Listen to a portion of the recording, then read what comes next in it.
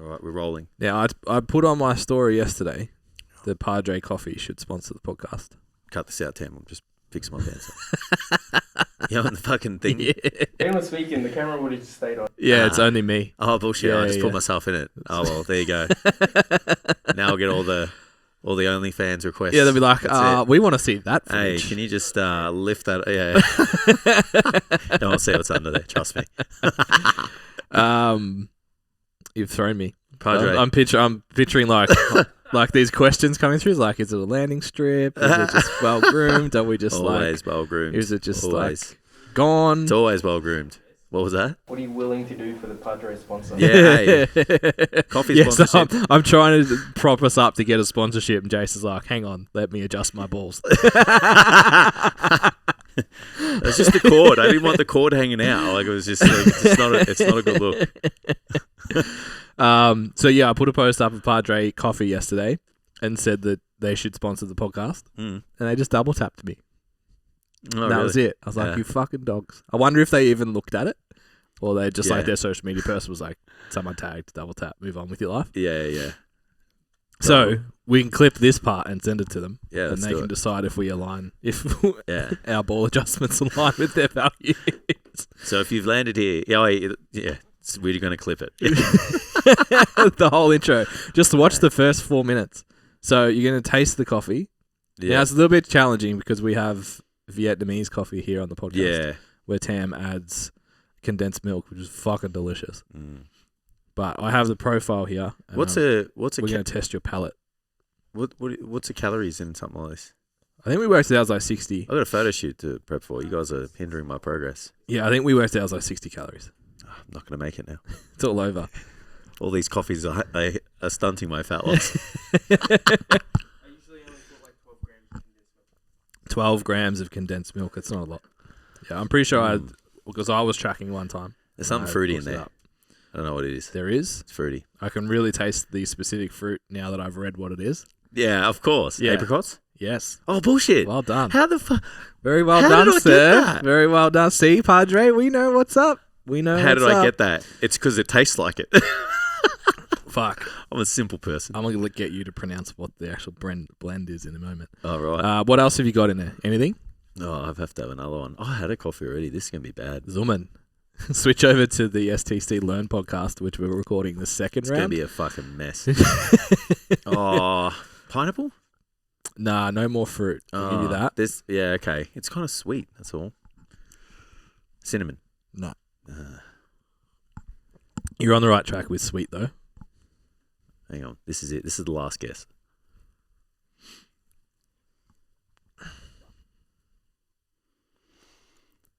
Nah. The silence. I've got nothing. I don't know what that is.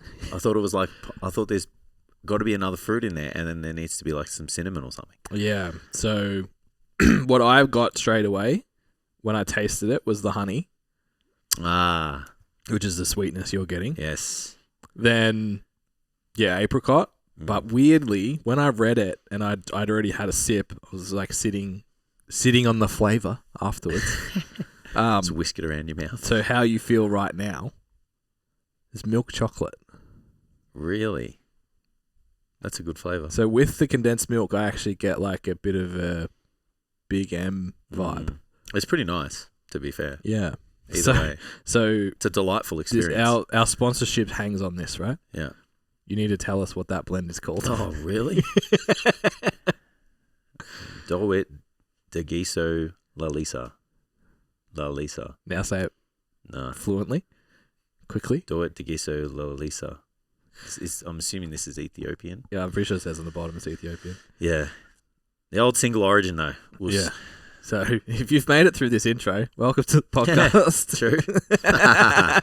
Sponsor us, Padre. It doesn't get any better. But yes, Padre. Yeah, we love your coffee, man. We have the fortnightly subscription. We're personal trainers. We're half coffee. Yeah. You guys are missing out. And we have another channel where lots of personal trainers listen, and all of our clients know the benefits, the performance-enhancing benefits of caffeine. That regular dopamine hit. Yes, definitely needs to be some kind of connect. Yeah. Don't double tap me.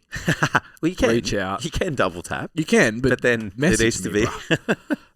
Just leave me hanging after that. I was so excited. I opened my notification. I was like, Padre responded, and they didn't respond. They didn't. They acknowledged. Yeah. They acknowledged. Yeah. Yeah. Yeah, it felt like a champ. It felt like a thanks champ. Felt like a Jace to a So stranger. what the fuck? To a stranger. What the fuck has happened with this? So set the scene. We're in a standout PT workshop yesterday. I was a shambles. And Jace... Mental shambles. Jason makes a passing comment that he in fact hates when people call him Jace. Yep. I've been calling Jason... Hang on. Jace. There's an explanation to this. No, I want you to know how I felt in that moment. Oh, good. You felt bad? So 13 years I've known Jason. Yeah. And Should have. I think for 12.99 of those years, I've called him Jace. Yeah. And I've just found out that I've been insulting you the whole time. You've got to earn your stripes. That's what I said. You got to be part of the inner circle. So you can call me now. It's fine. I don't really like look at you and go, but it's like I don't know. I feel like to abbreviate somebody's name, unless they abbreviate it themselves, you have to have known them for a period of time to do that. Yeah, if you introduce yourself as Jason, that should be like if I say we went to like a networking event or whatever, and I was like, "Hi, my name's Jason," to a total stranger. Yeah. Or even somebody that like you just kind of knew but didn't know very well. Acquaintance. And then all of a sudden they're like, "Oh, hey Jace, do you want a drink, mate?" I'll be like, "Excuse me?" Like that's too much, man. That's interesting. That's like coming in hot. So I've always had the opposite problem. Yeah. So I don't like Benjamin. Yeah, I've called you that a couple of times and it's been met with like bad reception. Bad vibes. Sauce bruss. Yeah, so ironically, I believe this is the story. Dad's over there, he can correct me if I'm wrong. But my mum was like, "No, his name's fucking Benjamin." Oh, really? It's not Ben. You don't have a Forever. choice. So my family decided that that's not acceptable. It's too long. 100%. So when I was little, you know the movie Drop Dead Fred? Yeah. In the movie, he hits his head, and someone says, "Watch your head, Fred." And I did it. I hit my own head and said it myself, and just kept walking. And everyone apparently lost their shit. So then I got the name Fred for fucking my family, I reckon, until I was like 14. Oh, really? I was Fred. So it's just confusing. Like backfired so hard. It's like, no, it's Benjamin. No, it's Fred. I love how Benjamin's too long, but then it's like Benno's okay. Benno's definitely not okay. It's okay. No, that was another story that also happened. Right. So the Ben thing changed because my little cousin went to the same school as me. Okay. But I was grade 6 when she started prep. Yeah. And she came home and was like, "Mum, his name's Ben. Stop calling him Benjamin." And so that like got into one auntie, and then it sort of spread around the family. And I just assumed that every Benjamin just abbreviated their name. You'd think. Yeah. But it wasn't a thing. So the Benno thing, fucking Benno. Oof. Shep special. So no, I never got Benno my entire life until our favourite PT manager, who shall not be named, but you know exactly that noise is exactly. Ugh. So I went overseas, my first holiday ever. Oh, didn't you get the? And I came back, and my fucking PT shirt had Benno on it. He had on the back of his shirt. Like, I had friends and clients who. This is my Benno. Jace, right? So Benny, there's a couple of people that I'm like, you can call me Benny. Yeah. Like one of my best friends, her and her children. That's an inner circle name. That's fine. Agreed. You can do that. I agree. Probably there's a few clients that did as well that like I'd had for a really long time and were sort of like I don't want to insult them, but like old. Older than me. So it's kind of like a nurturing thing. Oh, Benny. Like, I'll take care of you, Benny. It's all right. I'll show you the way around the world. You make me lose the weight, I'll give you life advice. Exactly. Yeah, so I forget where I was even going with that now. Benno. Yeah, so it's like if I had have landed on Benny, I still wouldn't have liked it. Yeah. But I would have Benny's been like, right. okay. But fuck, no one in my whole life has ever called me Benno. Yeah, that's because I have an uncle Brendan who gets Brenno, So Breno and Benno in the same. It's Damo. not fucking happening. Damo. I do have an uncle. Yeah, Damo no, as well. I know you do. Yeah. I just assumed. Yeah. But Dad's never got Mick. It's always Michael. He gets very upset. Mix. That's a totally different. That's different though. Have you seen the Aston Martin engineer? No. I thought it was a joke. No. Oh, it looks like him. No. Oh. His actual name on the screen is Mike Crack. Wow. No word of a lie. How do we get here? I have to. No fucking way. That's Bro. bullshit. He's on there all the time. All right. Keep going. Keep Head going. Keep going. head engineer or something, isn't he?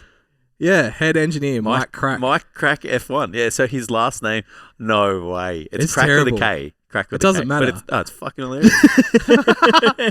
Mike Crack is, yeah. He worked for Sauber and Porsche and yep. Yeah, he is an engineer for Aston Martin. Yes, he is. It's a real person, guys. Yeah, and like, why would you not just stick with Michael? Yeah. Everyone has the right to kind of just change their name even if they feel like it. Like my granddad, like I didn't know his name was like his name. Everyone called him Jim, like, and then it was like Jim came from James, but his name wasn't James. His name was Edward. That used to be a thing heaps. And he's just like one day he just woke up and was like, "Nah, call myself James." Don't like it. Yeah, Wow. yeah. Even my brother-in-law, he doesn't.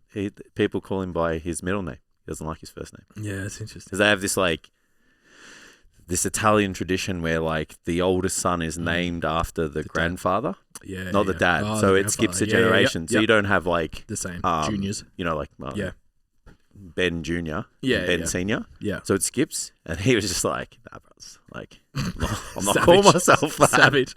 I'm not going to name the name, but it's pretty ethnic. Yeah, it's a very yeah. ethnic. Well, name. there's a good friend of the show, Dean, is actually Demos.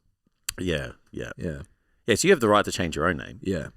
I don't know if other people have the But right. I to think agree like growing up late 60s in Thomastown, Yeah, I think I would be rather reference myself as Dean than Demos as well. Yeah, I you think can get away with it now. I think that would be a deliberate choice. We're much more diverse as a culture now. It's like you can call yourself your real name now, bud. Yeah, it's okay. Nah, my name's Bob, mate. Yeah, because his oldest son is Dimitri. Yeah, which is a spin-off of. Yeah, interesting. I think the whole like race thing is still the same when you're younger. Like even now, because Steph tells me all the time, like the kids just band together and they just fucking savage. Yeah, bro. Yeah. So they still form groups. Yeah. Like I don't know. Did you used to do like the Wogs versus Skips thing, right? We had too many Wogs. Oh, okay. We would have been outnumbered. It was like when you were younger, it's like it's so fucking racist, but you're so young, you just don't know. So I went to like, Catholic school in an orchard town. There were no white kids. Every time we needed to divide a team, and it was like playing footy, basketball, soccer. It was like, all right, all you white-looking people are on that side, and all you ethnic-looking dudes are here. And we just like, it was just chaos, bro. I know we've told this story before. I don't know on what podcast or whatever, but we'll assume you're a fresh listener, and my storytelling is getting better because I'm practicing. So we were in Queensland, and we went to EMF Nerang, I think it was. Yeah. And it's like this standalone shopping complex thing, like a homeware centre in the middle of fucking nowhere, with this monstrous gym. It's probably the best gym we've ever been in. Yeah, it's pretty sick. So we walk into like the entryway, and Jason's, I can't remember what you said. Oh, probably like what I say every time I walked into a place that has a large amount of Australian people. Yeah, you were just like, everybody looking at me. You just said, yeah, I think it was that. I was like, I don't fit in here. Yeah. And I was sort of like, what do you mean? Yeah.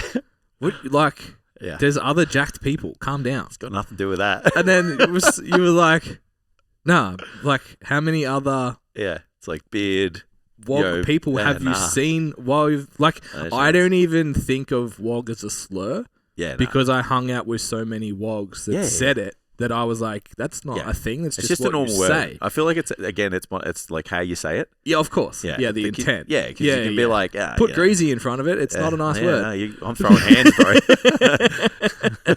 So that was a really interesting experience because I was surrounded. Yeah, it's just normal by so many that it was like, that's what do you mean? That's a. Steph and I walked into a food court at Ipswich and people turned around and looked at us. And we're like, that's fucking wild. Yeah, we were just like, what the fuck? Like, yeah, it's weird, man. Yeah, wild. but yeah, in primary school though, and apparently it's the same. I'm like, I said to Steph, like, is it different now? And she's like, oh no, they all just hang out and fight each other. Yeah. Yeah.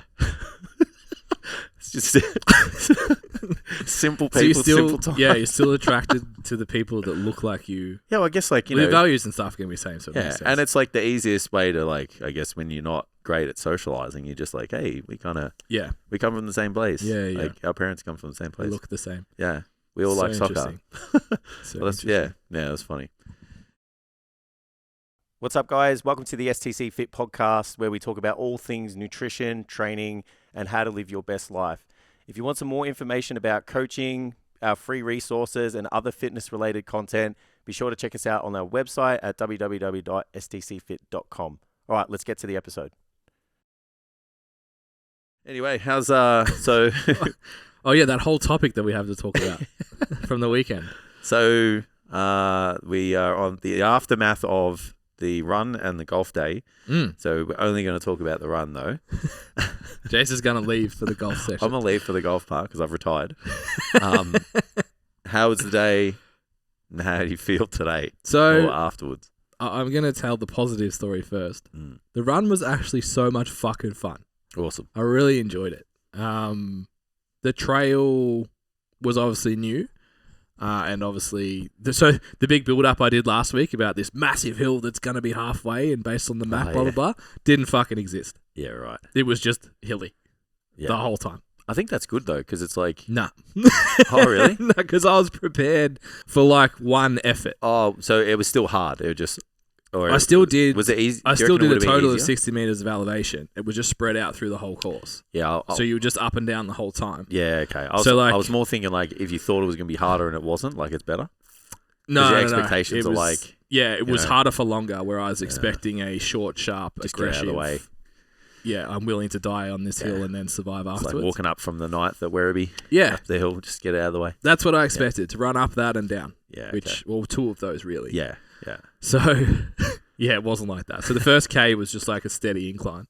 Yeah. And I was like, this is really hard. My pace is not where it needs to be. And then we basically did a U-turn. And then all of a sudden I picked up like a minute per K speed. And I was like, oh, that was uphill. That's what's going on. This is really easy now. But it was sick. Like, obviously, running around Hanging Rock aesthetically was very nice. Yeah. At one stage, there was, like, kangaroos that were trapped. So they were, like, on one side, and they needed to get to their friends on the other side, but there was runners in the way. So they're, like, kind of half running at them and then getting scared and bailing out and shit. So that was pretty cool. Then we ran through, like, the actual national park. I wasn't paying that much attention to time. Yeah. And then I checked my watch and I had 800 meters to do in a minute. It didn't happen. Yeah, it's a fucking... It was going to be a hoik. So I did 31... So it was 5.16 Ks officially, and I did it in 31.58. So didn't... All of it's impressive. Didn't quite break the half an hour. Failure. But flat ground, half an hour is there, no dramas. But yeah, it was really, really fun event. Obviously, like, doing it with my wife was pretty cool as well. We were there for like the run with my wife. We were there for a couple of hours first. So hanging out, getting everything organised. We had some friends up for the event as well. So that was all really cool. You just got what I meant. I'm just way too childish to not let that slide. So yeah, that was awesome. And then we hung out for a bit, walked another kilometre to the car. Everything was swell, is the word I would use. And I drove into town, got out of the car at the supermarket, and I was like, oh, that hurts. There we go. It'll be right. And then I got home and I was like, no, it really hurts. Yeah. And then we had our friends over and I made dinner. 3 fantastic ribeyes, by the way. Reverse seared. Oos. Yep. Delicious.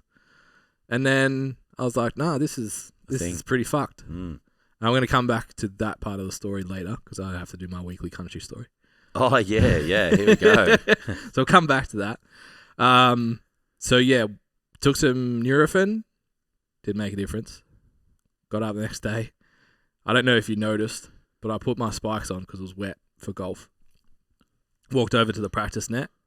I reckon I hit 6 balls. Oh, okay. And I was like, these are not happening.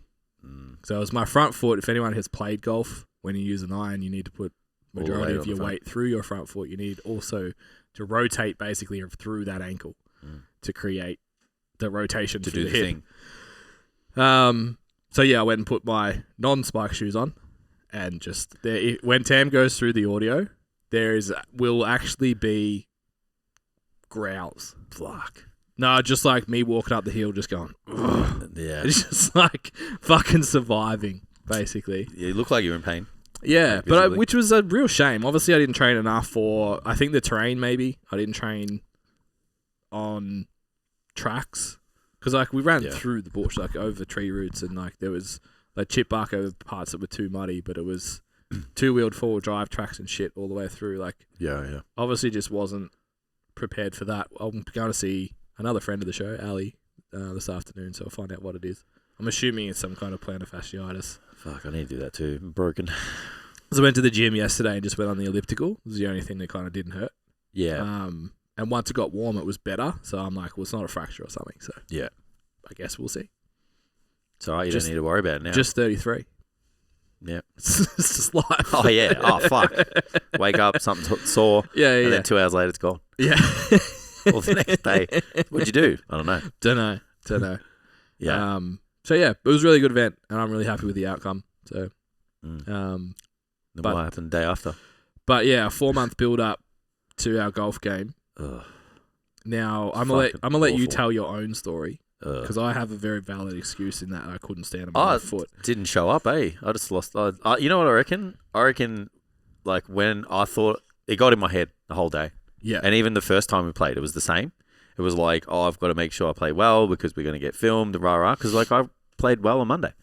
yeah, So I know it's there. yeah. It's just like, I think the occasion got to my head. And then every time I stood over the ball, I was just like, don't know what's going on here. So, yeah, once you get in here, couldn't get it out. So Expectations would have been an awful day. for both of us to.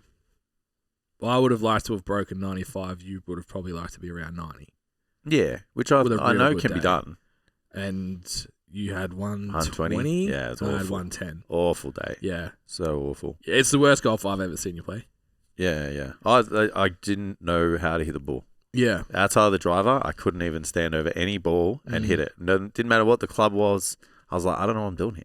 I just went to turn the shit. So that was pretty frustrating. But, like, you know, the last three out of maybe 5 or 6 rounds, I've had pretty shit ones. Yeah. So I'm just like, I've hit my ceiling of, like, how good I am. Do you think Now- that was all psychological as well, though? Like, knowing that the event was coming, so you put more pressure on yourself to be good, and then you played I differently? think so, but then And I then, think like, a once couple you of start... shots go bad. Yeah, I agree. Yeah. And then what I think it is as well is, like, you know, I've just been winging it this whole time. So then Yeah. I'm trying to fix shit that it's probably not even there. Yeah. And then I'm trying to do stuff that I'm not supposed to do. Yeah. So I was just like, I called this dude yesterday. I'm like, look, man, like, I'm not expecting miracles. I work out. Yeah. I'm like, being in shape is really important. But I said, I Yeah. want to stand over a ball And be confident. and just be able to hit it. You know, I said, I just want to have fun. Mm. And he was like, yeah, cool. He's like, we'll sort you out. Yeah. It's like, we'll just work on the swing that's fit for you. Yeah. And that's it. So yeah, it was a disappointing day. I was pissed off. I left the day and I was like, I just thought, like, it just wasn't even worth it. It's not even worth cutting any of my shots for the video. Well, I mean, yeah, I I'm hit, almost two good like shots. I'm almost like we just bin the video. Yeah. I reckon Just use you it and for I clips. could come back and Do you it and I again. could go back and play Yeah. a proper day there Yeah. for sure. I think we rebook another tournament because I think that psychological element of golf's really important. I think that in itself is a skill set. To have a bad hole and come back. Yeah. Because even like I think yeah, I agree. the Friday we played after the gym and we were both like real restricted and sore. It's like after the first 2 holes, yeah. we were like, oh, no, it's the gym. Mm. And then just played fucking trash for the rest of it because it's like you let yourself get in your head about it. We were pretty. I agree, but it's... I'd stood down off a step that big and my legs nearly caved. Like that was fucking. That's a different. My legs were jelly that day. Yeah. It's just but I think like you've... I know what you mean though. Like Yeah. once once you got in your head, it was over, and that's Yeah. what happened to me on the weekend. It's just like I just Yeah. couldn't. I stood over the ball. It didn't matter how short or how long I did it or how prepared I was. I was like, I don't know what I'm doing. Yeah. Here. I even had to stop doing my practice swing because it would remind me that it hurt. Yeah. So I was like, I just have to walk up and swing. Like I can't. There's no. I think I might just get into long drive. I can hit a driver pretty fucking well. I fucking rinsed one. Yeah. I hit one like, I think it was like, I was only within like 60 meters of the pin. I was 1 like, out of 16. oh, it was great. Fuck. But yeah, that was a shit day. It was very underwhelming. Yeah. So my country story of the week. Yeah. So that night after dinner. Yep. Fire's going, maybe a cheeky whiskey or two with my mate. And they were staying where you stayed for my wedding. Yeah, cool. Macedon nice. Spa Hotel it's place. Good there. So we'd obviously booked accommodation for the weekend because we had the run, then we had golf, and then friends were coming up, and then we moved house 15 minutes away from the venue. So like, I don't really want to know what to do. We didn't like cash it in, and my friend actually said like just beforehand, like, oh, you could have just like got food vouchers because they have a really nice restaurant. Oh damn! And I was like, fuck, like we could have done that straight away. Just been like, hey, we can't come, but we'd like to come to the restaurant. Can we use the credit there instead? Oh, that would have been the sickest meal ever. Fucking devastated. Anyway, so sitting around the fire, obviously we're going to play golf the next day. So there's a consideration there. And I said to Amy, like, do you want to go stay there tonight? It's 10 o'clock, maybe 9:30. I haven't packed any of my golf shit. Nothing's organised. Yeah. I didn't want to go. So she's like, nah, I think we did paper, scissors, rock, and I won. And I was like, are you sad? Because she was like 50-50. She's like, yeah. I'm like, okay, we're going. Packed the car, got everything in, drove to this hotel spa. So the room is basically a double bed, a TV, and a fucking giant spa. Yeah, that's like on the window. Yeah, you got the mad with view at the back. And shit, yeah, it's good. So we get there a bit after 10, Formula One's on, set the laptop on, and like, when your wife says we're going to a hotel room with a spa, like, you're going to the hotel room with a spa. Of course you are. So the fucking water was like lukewarm. We lasted, and they gave you 1 gigabyte of internet, which for those wondering, so like 20 is minutes. 15 minutes of Formula One. Yeah. So 1 gigabyte. that stopped. The water was cold. I was like, fuck this. Get out. Got into bed. Turned the rest of the Formula One on, and I fell asleep like as soon as they crossed the finish line for the last practice. So there was absolutely no reward whatsoever. So my country story was my house is just, I'm at the point in my life where my house is better than accommodation now. And I think we've had this issue a lot with travel, where it's like we go stay somewhere and Jake's like, this place is fucking shit. It's like, no, bro, your house is just awesome. You live in a fucking mansion. Making me feel so privileged right now. So yeah, it's like I left my warm, comfy, cozy wood fire. Could have just taken 10 steps, gone to bed, packed my shit in the morning, went outside when it was fucking 3 degrees for a cold bath. It's a blessing and a curse. It's a blessing and a curse. Well, we're like, this place fucking sucks. Yeah, that's crazy. Oh, fucking hell. What's up, guys? So before we move on, just wanted to make sure you guys know about our free resources on the website. So go to www.stcfit.com/resources and take advantage of our free body transformation guide, our SBD guide, and our body transformation quiz. So, new training goals. Yeah. Gonna drop 8% body fat by the end of the month. How long we got till this photo shoot? I'm busy that Is day. it the 20? Was it 26th? End of the month? Yeah. 2.5.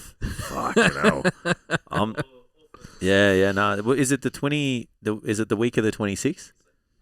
Please tell me it is, because if it's not, if it's the 19th or the 20th, I'm gonna have to start eating ice cubes. A Swift model diet. Yeah. What's for breakfast? Just fucking fish and ice cubes. You don't get rice cakes. Fucking you don't deserve it. No rice cakes in this diet, mate. I hope I get that extra week. I think I'm going to make it. Yeah, I'm definitely busy that day. You can just you can be I'll run the show. The organizer. Yeah, I've decided that you and Jess both have great physiques, and I don't need to. It's fine. Awesome. That's why I didn't run. I'm like, Ben's the fit guy. Yeah, you're the jacked guy, and I coach Jess. Yeah. So it's like, it's fine. Yeah, there's a connect there somewhere. Yeah. Yeah, now that I got a couple of my clients coming, I'm like, fuck, I gotta I got to like just turn the dials up a tiny bit more. You know, dials. I think too, because I think. Did you say miles? I think because I've got like primarily like we had a little flex off with my clients yesterday on the stories. Yeah. And one of my clients was like, "Oh, well, you won the biceps, so I'll drop a glute pick," and I was like, "Nah, yeah, I got you covered there too." So it's like I think as long as I don't actually have to have an exceptional physique because my clients don't look to me to be the physique. Yeah. They actually look to my other clients, which makes life a lot easier. Well, your ability to get the job done should be your business card, right? Yeah. 72 images in that reel yesterday. Yeah. My Lena reel. That fucking tanked. I was so proud of it. I was like flexing so hard. I sent it to Jess. And like, I'm just sending this to someone to like brag. Yeah, to get affirmation. Yeah, it got like probably my worst reel in the last 12 months. Yeah. Isn't it weird how that happens? Yeah. That's the game of social media. That's just fine. means it was shit. Yeah. Well, it wasn't a viral post anyway. I just want it there as like the evidence to like I got the results. Yeah. Just let you know, it wasn't the algorithm. I know. I had a post tank as well, and I was like, it's shit. It's not good. It's like, this is shit. All that fucking effort for nothing, eh? But I think goals wise, I've been hesitant around body weight because I've been obviously body dysmorphia, and also this conversation too about like value as a trainer, more so on the learn side of the business where it's like. I want to be the business coach that still looks like they train and actually trains people. Yeah. So that's been important. I don't want to look skinny again because I spent most of my life being uncomfortable with my physique because I was skinny. So the scale going down is always a little bit scary for me. Yeah, me too. I'd rather be fat and fill out a t-shirt than be skinny and have abs. Fuck, you know what Steph did to me the other day? Oh no. Yeah, bro. Nah. So we're looking for gym gear. Because I've had enough. Like, I've worn everything to shit. Yeah. And I'm like, I need to get an upgraded, so this is new. That's nice. I like it. Thank you. Under Armour have done a good job. I know that maybe it's not socially responsible that they, invest in, like, game hunting and shit as sponsorship, but, like... To be fair, I think that the Under Armour stuff is actually legit sustainable hunting. I think the last time we kind of, like, I kind of mentioned we should get them. That was the kind of red flag. we went further, and it's a sustainability. Yeah, cool. Yeah, I'm sure some people don't like hunting at all, but they're putting they're doing God's work. Quality's good. Making shit for jacked people too, or not? Like I'm not. Bigger than normal because I'm not jacked by any means. But so anyway, we're looking for fucking gym gear. So we land on the Gymshark website, and I'm like, look, this has to be very specific. Yeah, I can't just buy anything Gymshark. Yeah, like it's not. The brand, like I'm not the demographic. Yep. So she's like, what do you mean? And I was like, look at that guy. And she's like, I go, do I look like him? And she's like, oh yeah, I get it. So then we get to the oversized tee part. I'm like, okay, one of these I could get. So she goes, oh, what size will you be? And I said, oh, probably large or extra large. And she's like, nah. And she goes, this guy's wearing a small. I go, look at the fucking size of that dude. I said, are you kidding me? I said, look. She goes, nah, look, he had like one vein in his arm. She goes, look at his vein. I said, yeah. I go, look at the size of his fucking forearm. She's like, nah, there's no way you'll be. I was vascular when I was 60 kilos. She's like, you'll be a medium. And I was like, yeah, let's get the measurements out. I go, let's measure. I go, it's fine, yeah. So the large was 105 across the chest. Yeah. And then I think I was 114. Yeah. And then she goes, oh, no, you still shouldn't get the extra large. I was like, are you fucking... You're definitely an extra large. I was like, are you all good, babe? I said, do you understand how offended I am right now? I was like, you said I was a medium. Yeah, I'm like, that's rough. Are you kidding? That's I was like, rough. all this fucking work that I put in. Yeah. And I'm like, and my wife thinks I'm a fucking medium. I was like, I'm going to cry myself to sleep. Yeah, I'm upset that I'm in larges. Like, we're obviously... The new merch drop. New merch. New merch is now live. Go on to the Instagram. Link in bio. You can buy all Be our less merch. shit. Do the fucking thing t-shirts. New crews. And we'll put it out to you because we actually had some positive feedback from my female clients. Yeah. The Project Fuckable # shirts. Yeah, so a bit of backstory to that though. Did we do a backstory to that? Do it anyway. Yeah, so a few times we've kind of consulted with people and the goal has just been fuckable. So that just means to look hot. Shredded, more massive, combination of both of those, whatever. Yeah. But basically, that's where we kind of got it from because we heard it a couple of times. So we're like, all right, so people want this. Yeah. But then we didn't get the reception that we thought we wanted, and then we didn't do them, and then now people want them. Yeah. So we're gonna throw it out to you guys. If you want them, you have to DM us. Yeah. And we will do it. Yeah, we'll do a special run.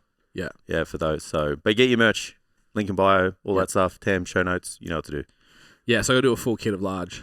Yeah. But yeah, like so my new training goal is I think 80 kilos will be. I think I'll look pretty good at 80. Yeah. Yeah, I agree. So yeah, that's goal there. 80 kilos is not a small person. And it's like relatively, it's not, but it's also, I've been 100, so it is. Yeah, it's but weird. It's 100 Ben. No one wants to be 100 kilo Ben again. Oh, no. The world doesn't need that. Yeah. 90 Ben's upset that we let him get to 100 kilos. We, like Tam and I, he even like still to this day says that we let him down. You did. It was gradual, man. The exposure was that gradual. We didn't know.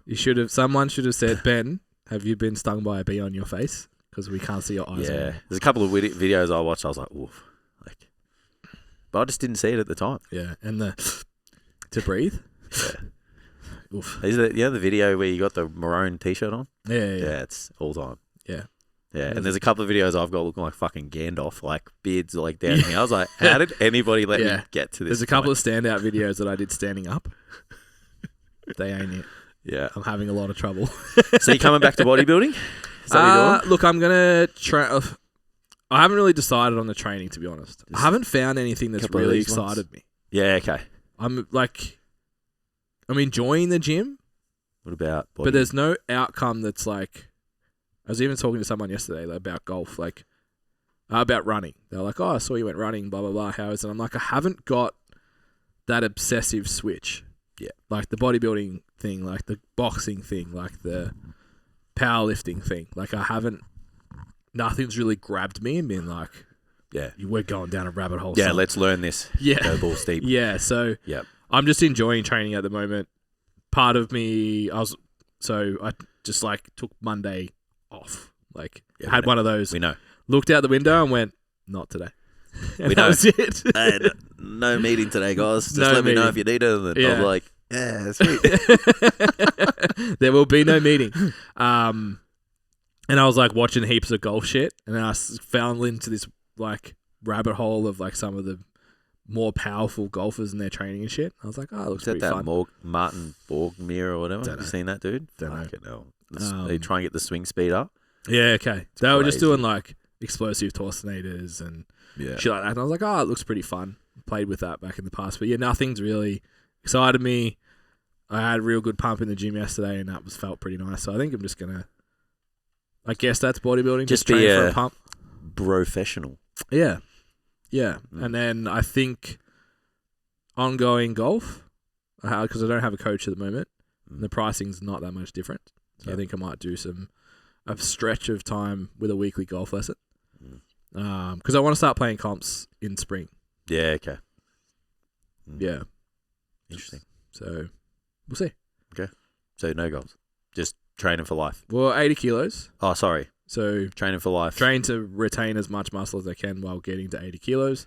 Easy. And then also train with a intent to still be good outside the gym. Yep. So I'll still go for runs. I'll still, like train explosiveness, train power, and that kind of stuff. Like do some jumps here and there, do some medicine ball throws here and there, and stuff like that. I've got this new programming model that I'm using with a couple of my clients that I started with the program I've got now, and it's called the Something Plan. So it's like you start off with something easy. Oh, okay. Then you do something foundational. Yeah. So it's like movement drills. Mm-hmm. Then you do what's next? Something fast. Mm-hmm. So it's either a jump or a throw or a something. Cool. Something heavy. Yeah. Something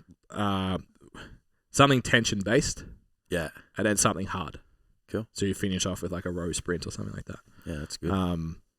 Which kind of gives the session a nice bit of variety, and it's going to be enough to hold on to, if not build muscle mass. So just train shoulders and arms heaps. Do you have like a sequence that most of your programs kind of follow? So like when you write a program, like because like if you look at programs like you and I, like if I put programs out for the guys and the girls, and you put them out, you're like, Ben wrote this one, Jason wrote this one. Like, so I have for strength and I have for physique for ages. Yeah. I've been creating and molding and changing one for the hybrid athlete. Yeah. And I think this is the thing. Yeah. Yeah. Yeah, well, it kind of makes sense, I guess, because even when we did the workshop with Max, it was just like, that was like, you know, just a bit of this, bit of that. And then you go either more in on one thing, less in on the other. So what I was doing was like, you had an opening circuit which had the fast in it. Yeah. But I didn't really enjoy doing it because it was like, I'm still warming up and this feels like part of the warm up. Yeah. Whereas like, this is like, here's warm up, here's movement thing. And then you can make the movement thing feel a bit more like training. So I've got like face pulls and blending the veggies with the pasta alternating Z presses and shit. So it feels like a bit more training. And then the fast part's like, I've got 2 to 3 sets of a very specific target, like outcome in mind. Move quick. And that I can really hone in on it rather than I'm still got my hoodie on for the first set. You know what I mean? So yeah, I think this is a better model than what I had then. Yeah. Interesting. Yeah. I have a something program. Something to get you jacked. Something to get you strong. Yeah. Something to get you shredded. Yeah. So all of my programs, obviously, like the something came from like, that's how I was thinking when I wrote it. And I was like, it's pretty cool. When my clients do it, what I would like, and for my own training, when I start filming it a bit more, will be like, when I post something, when I post a lift, hashtag something is the new shirt. When I post a lift or whatever, it's like something this. Yeah. So like, here's my roller time, something hard. Yeah. Here's my explosive. And it's just like, for me, I think who I'm working with at the moment and what I'm targeting for my own training is like reducing complexity as much as possible. Yeah. Replacing it with simplicity and just kind of taking the bullshit out a little bit. Yeah. Just being like, yeah, we probably don't need to like swing our dicks as much as you think you do for general outcomes. Oh, yeah. So don't you work with women? Just like, the whole Go ego. Into the gym, just the whole ego thing about like, maybe it's not ego. Maybe it's about the specific person you work with. But I think the majority of people that I want to work with, they are #project fuckable. They want to feel athletic. They want to be lean. They want bigger glutes, bigger shoulders. Yeah. But they don't want that to take over their entire life. So they don't want to go into the gym thinking about their fucking like rib cage positioning during a fucking row. Yeah. They don't care. So it's like, well, fuck all that noise off. Yeah. Just do something that gives you a pump. Just do something that's heavy. Just do something that's fast. Just do something that's hard. And it's like, if you do those things, you'll be fine. You're going to get results. Yeah. So yeah. Different if you're trying to craft a physique for the stage. Yeah, you're trying to fill gaps in a physique. Yeah, like, even different. Like off season, I take that road a little bit because I try and get people out of the neuroticism of powerlifting. Yeah. It's just like, do something that's squatty. Yeah. But just chill. Like you don't have to fucking PB your back squat every single week of the year. Yeah. Like just do a squat off season. But then like obviously once prep starts, that mentality kind of shifts. Yeah. It's like, no. You need to do this because you need to acquire this specific skill in this specific position, blah, blah, blah. Yeah. Becomes more convoluted at that point. Yeah. But I think people spend too much time in it, so they burn out from the sport. They think that powerlifting is something that it's not because of their own approach and bias around it. I just think, like the something model just communicates a message of simplicity, and you actually don't have to complicate things as much as other coaches may preach. And if that puts you off, I'm the person for you. Yeah. I think there's just a time and a place, and I don't see the point in bringing complexity to absolutely everything. It's like, do the something for portions of the program or the movements and stuff that person just doesn't need to kind of have so much nuance to. Yeah. And then it's like, pick one thing and just be super complicated, because you can go too far with the complicated shit, and then you just like get this, because I've seen it. You just get these people that just like don't have these really good. They don't have good movement. And they're always looking for something special. Yeah. And it's like, bro, you just, like, in that instance, like, and I've seen it, it's like, you just need to train hard, keep things simple. Yeah. Like, pick movements that feel comfortable and that are in the plane of motion that we're trying to, build the tissue or stimulate the tissue. Yeah. Work really hard and progress them. I feel like, you just get this, like, new age, especially in bodybuilding, it's like you get these new age lifters that see all of these movements on social media, and it's like, so every movement that I have to do is the... complex. it's that access to range of motion. Yeah. You know, it's that, when we talk about like, is it loadable? Is it there for output? Is it there to access range of motion? Or what's a specific part of the contractile range of motion? It's like, you don't have to do that for every exercise. Yeah. Like you want movements that are loadable. Yeah. And when I mean Yeah, loadable, leg it's press like, is still good. yeah, man. And it's like movements you can lift the most amount of weight in. Yeah. So that's what I say about loadable, because everyone's going to be like, well, everything's loadable. It's like, no, the most amount of mechanical tension. Everybody has a movement pattern within a muscle group that they can load or muscle groups that they can load the fuck out of. Yeah. Your rows, your hinging, your squatting. Maybe it's a leg press for people who struggle with squatting for whatever reason. Yeah. And it's like, they should be your bread and butter. And they are the simple somethings. Yeah. They are like, go in and fucking just get after it. Yeah. And it's like, you want to fill you need lower lat tie-ins. You need a better lower lat development. It's like, cool. There's positions that you can access through nuance for each person to get where you need to develop. Yeah. But that doesn't have to happen in every single muscle group. Yeah. And I think for every single program. Now that we're talking about this, something that's also probably important to consider is the simplicity is in the messaging to the client. Agreed. The simplicity is in totally. Like, I want you to think this is simple. If you go into the gym and you're like, fuck, this all seems not that complex, I want you to feel like that. So then when you walk in the door, you just go and you're able to just do the program. Yeah. Because even the something pump, something that gives you a pump, like that part of the workout. So that's something that I'm the best part focused on in my program at the moment, because I want to train lots of shoulders and arms. Yeah. Because I saw the photos of Queens and I was like, my ass is way too big for my shoulders. So it's like, okay, so I still think of, when I write the something, train the bicep in the stretch position, train the bicep in the shortened position, triceps, how else can I load my shoulders, different movement patterns, different grips, different positioning, whatever. Like I still think of all that stuff, and there still is nuance made through the programming. Yeah. But when it comes to the client, it's just like, do the Smith back shoulder press, bro. And then when you've done that, go and do a converging shoulder press later on. And it's like, in my head, I'm like, they're two different movement patterns. We're loading slightly different way. They take away from each other a little bit, but not crazy. Yeah. Like, there's more external stability, so you can focus on load rather than doing dumbbells. Like, those are all still deliberate, conscious decisions that happen when you're writing a program. But what lands on the piece of paper and is communicated to the client, so simple. Yeah. The inputs, you should always take inputs out, and then if people want more, you can provide them. Yeah. Like, I think that's the best way to do stuff. Yeah. Because it's like, the more moving parts, the more things can go wrong.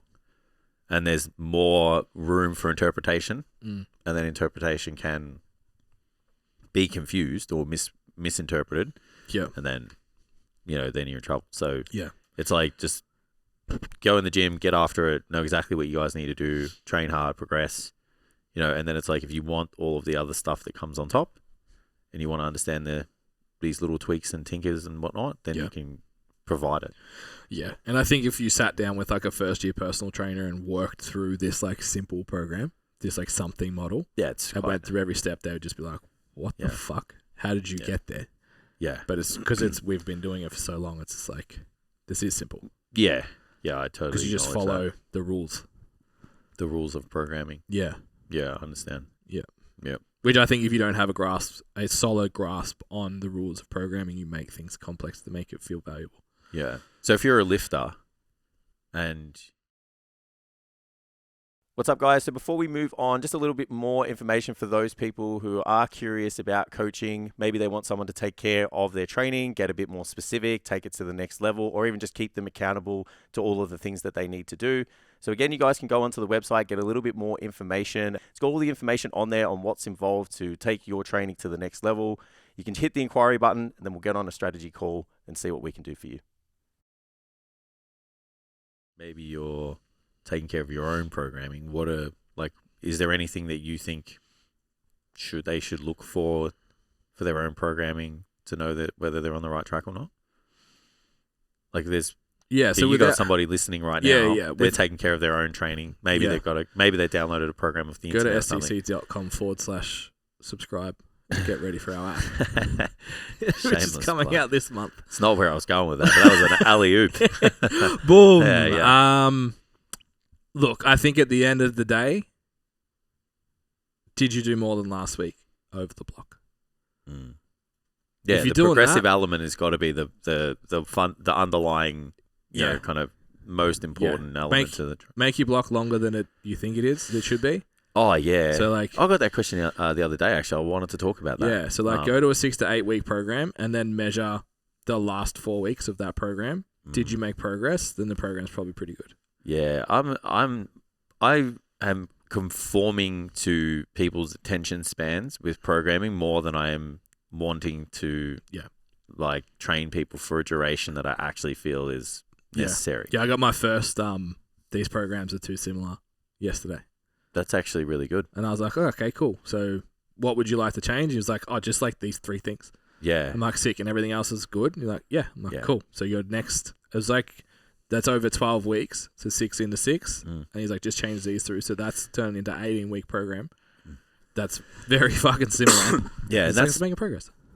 Well, to enlighten people, the goal for us is actually to not change a lot of things. Yeah. Like I think for most people, you're trying to find 5 movements per muscle group. Like this is for me in a bodybuilding perspective. Yeah. You're trying to find 5 movements per muscle group that you want that person to feel the muscle contracting. It's comfortable. Yeah. They have the competency to lift it. Yeah. And they can load the fuck out of it. Yeah. You know, like I think that, and those 5 are going to be different for everyone because it's like access to equipment, you know, competency from their own skill. Yeah, that's it. Individual biomechanics in conjunction with their skill to do the lift. Yeah. And so then, just to explain what, but just like through morphology out there, Yeah. like forgetting what Biomechanics. podcast I'm on. how someone's put together. Just shape. Yeah. Yeah. Like Jason and I are not going to squat the same. So me doing a heavy squat for my prime movement is actually probably Not the greatest idea. not a good idea because it's super fatiguing for me, but Jace can do it Yeah. much better if he had the external rotation at the shoulder that he required to not and have the elbow ankle pain. mobility, being a terrible skateboarder. Yeah. But like hack squat but yeah, is a okay, great hack squat's example fine. for you. Yeah, and yeah. I'm like probably, as much as it hurts my ego, better suited to the leg press. Yeah. So it's like you want to find those, and then you want to have constants in the program because I'm all for changing the elements outside of the core of the program. So for me, there's a core of lifts within everyone's program that I don't really like to change. Yep. You know, it's like some form of chest supported row, some form of pull down, some form of lower body push, some form of hinge.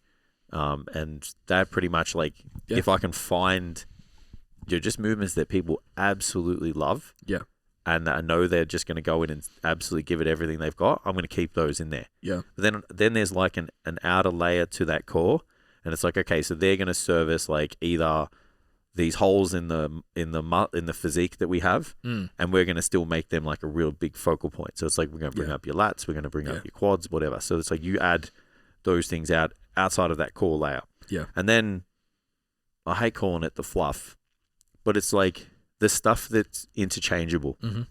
The component of the workout where you can have the most amount of variety. Yeah. I'm all for changing that stuff. Yeah. You know, like if someone says, when you open up our exercise library and there's fucking 27 tricep exercises. Yeah, that's it. Yeah. It's like, I'm all for that. Yeah. So it's like, we always keep the core if we can. And if we change it, it's very small. It's like leg press to hack squat. It's, you know, barbell squat to whatever, just as an example. But then the outer core of that, which is the middle layer, that's like whatever the focus for the program is. Yeah. So if the girls want to develop their glutes, guys want to develop their shoulders, whatever, it's like, cool, we just pick more of that and then scatter the rest of it, obviously. And then the outer layer is like either whatever they're strongest with their muscle groups, we just kind of put a little bit in. Yeah. Because you're not going to do as much volume in that instance. Or it's just like, what do you like to do? Yeah. What do you want to do? Pick a movement in a muscle group. Okay, does it align with the goals? Like, okay, cool. And then we just kind of change that. Yeah. So if you take that layer away, the rest of the stuff's always the same. And I think that the continuity of that is the best. And it's like, it's funny because people think powerlifting training's boring because it's the same. Yeah. But it's the same concept as what you just explained. Yeah. You're going to squat. You're going to deadlift. Yeah. You're going to bench press. That could be anywhere from a safety bar squat to a low bar competition squat. Yeah. From an RDL through deficits, through whatever blocks, whatever, to a trap bars even, to a proper deadlift. Like there's sway within that, but you're going to do those lifts. Yeah. Then you're going to do stuff that's going to either create hypertrophy or improve skill, hopefully both, and then also make you #project fuckable. Yeah. Throughout that program as well. So it's like, it's the same. This is the guts of it. This is what's going to happen, and it works. Yeah. Really fucking Well, the flip side to that is that if you change everything and you change it frequently, you just never get into a position where you're actually training at your physical limits within and creating. You're training the skill all year. Yeah, well, that's it. Because there's that period within the within the training program where you're like figuring out where to put your body, figuring out how to sequence your muscle firing to coordinate the movement. Yeah, you're figuring out what you like, how to train to an actual sufficient proximity of failure. That shit takes. I think that's important to mention too. When I say like the skill of the movement, you can probably go in, for most of you that listen to a podcast like this, you're invested enough in your training that you can go in and do a bicep curl. Yeah. Yeah. But doing a particular bicep curl at a neuromuscular level has an adaptation required from a skill standpoint that's not a conscious like, oh, I need to put my elbow here and retract my shoulder blade and whatever. Yeah. It's like, if you change your bicep exercise, guaranteed the first 3 weeks you'll add load to the bar, even with the same rep and reserve. Yeah, 100%. And with the same technique. All that is a skill acquisition. Yeah, it's not even like challenging it's not like your muscles got stronger. Correct. It's just like your body got more efficient. If you think about like, if you did the same exercise repeatedly and then all of a sudden that lift went up by, let's say 10%, like you could be going up 10% in 3 weeks. Yeah. And you look at your bicep, it's not bigger. No. So it's like that isn't a genuine increase. You're just improving the skill of the thing. So yeah, I think people misinterpret. I did a post on this many moons ago. I was just trying to find it because there's like 4 different adaptations that happen. It's like antagonist co-activation, voluntary activation, something else, and it's like, here we go. So you get coordination and motor learning adaptations within the first 4 weeks, or generally. Then you get so most people don't get through that. So that's that, voluntary activation, co-agonist activation. So it's basically like, if I do a squat, your hamstring will help move some of that load for the first part. And then your body works out like, hang on a minute, like we need to do as little as possible with that hamstring, and then like, do more of the quad, just as a lack of a better term. And then there's, okay, like to do this squat, we have to fire. So the ankle has to move, the knee has to move, the arms have to hold the bar down. Like all this stuff has to fire in a sequence for it to be efficient. So then what most people do is once they get past that period, they'll see this like linear increase in strength beyond that as well. And then when it gets tough, I need a new program. Yeah. I've plateaued. Yeah. And that usually is why most people, maybe 6 weeks, I don't know. Yeah. And I need to shake it up. So then what they've actually done is done exactly what you said. They've gotten to a point where they've actually figured out how to do the movement properly, and just train themselves kind of like close enough to the sun to get kind of burnt a little bit. Like, when we talk about the stimulus, like you want to be as close to the sun as possible. And then they're going, oh, it's getting hard. I'm going to stop. And that's an unconscious level as well. That's not like yeah. You're not sitting there thinking like, oh, I can do this now. Let's do the next one. Yeah. And you're not sitting there thinking like, oh, I've turned my hamstring off to activate my quad. No, it just happens. Thinking all that shit just happens. It just your body just works it out because it's an efficient system, and it's always going to help. It's always going to try and do things like as easy as possible and the safest way. So then it obviously will gradually kind of work out like, hey, these quads can just take this movement, like we can just get after it. Yeah.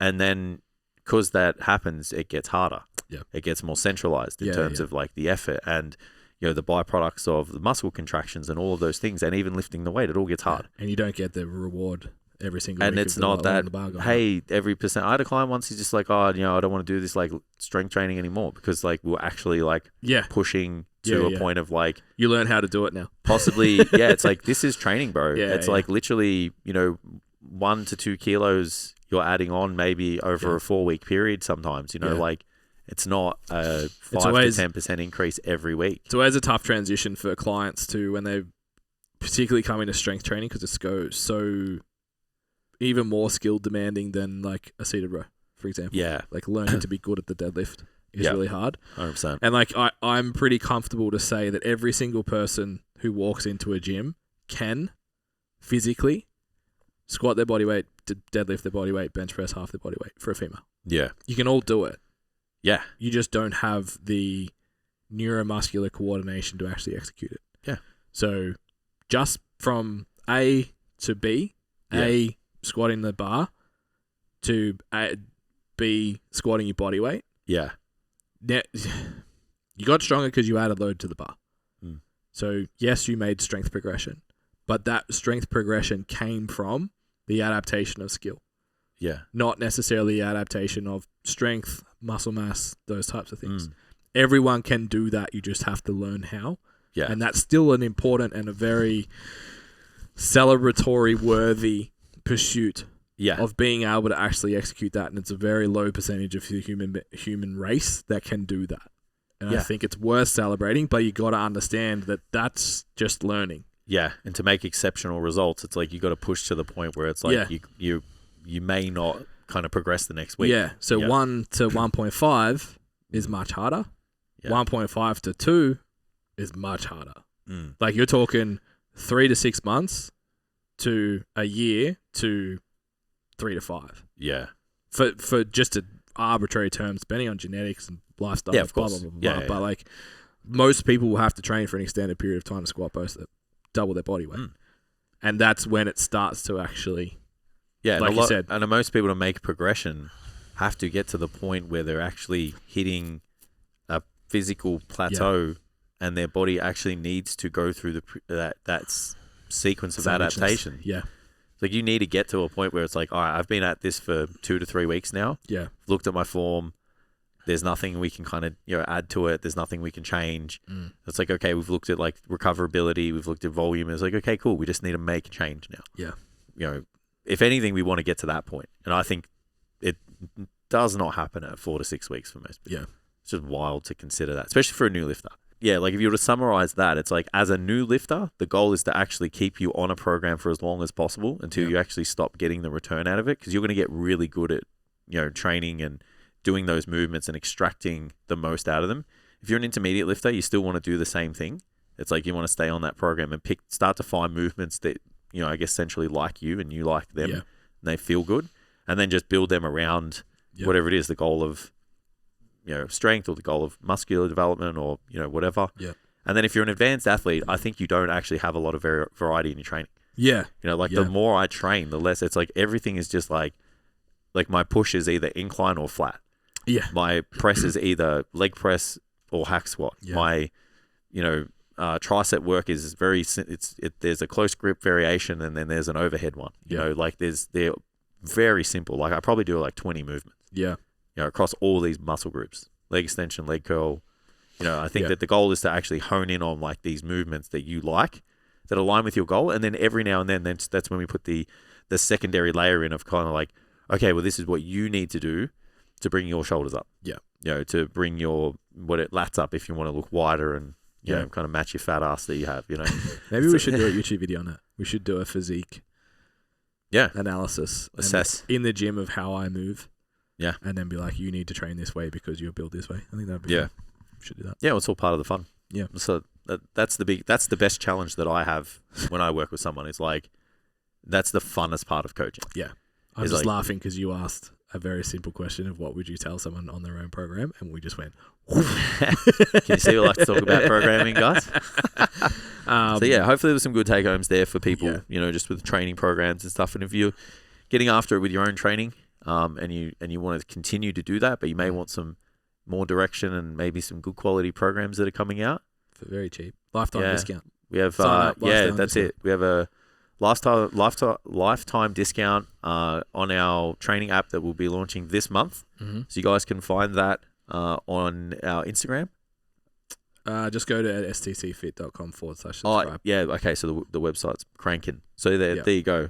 So get your discount because we ain't gonna do that again. Less than a few coffees. Yeah. Without giving away our price. With the amount of with how good and how passionate we are at programming, to get access to all that stuff for that price, it's ridiculous. Yeah, it hurts our feelings. Yeah. Makes me excited, to be honest. But yeah, to directly answer your question, if you are programming for yourself and you don't want to go down the rabbit holes of trying to figure out what's going on, make them longer. 6 to 8 weeks, not 4 to 6. measure your actual progress week to week and block to block and review them and be honest about it. If you start there, you'll learn more lessons than anything else. Yeah, I agree. So, I agree. Yeah. That's good. I'm glad we got here. Padre, coffee. Yeah. Hit up their DMs and say, get on sponsor the guys at STC. They're the best. Yeah.